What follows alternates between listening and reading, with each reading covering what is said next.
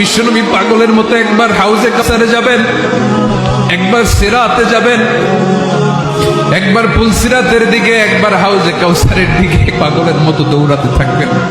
তার কোনো গুনাহগার উম্মত যাতে জাহান্নামে ঢুকে না যায়, সেদিন কেউ সুপারিশ করতে পারবে না বিশ্বনবী ছাড়া।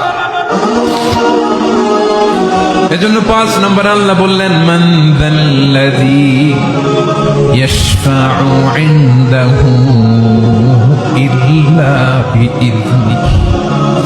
কার সাহস আছে, কার এত বড় বুকের পাটা কিয়ামতের কঠিন দিন আল্লাহর সামনে দাঁড়িয়ে সুপারিশ করবে? কারো ক্ষমতা, কারো ক্ষমতা নাই। বিশ্বনবী সেদিন সেজদায় পড়ে উম্মতের জন্য কাঁদবেন, সবাই কাঁদবে, নফসি নফসি, আল্লাহ আমারে বাঁচাও, আল্লাহ আমারে বাঁচাও। বিশ্বনবী বলবেন, উম্মতি উম্মতি। বিশ্বনবী আমার জন্য কাঁদবেন, আপনার জন্য কাঁদবেন, আমাদের জন্য সেদিন কেঁদে কেঁদে জাহান্নামের দরজায় দাঁড়িয়ে আমাদেরকে টেনে টেনে জান্নাতে ঢুকাবেন।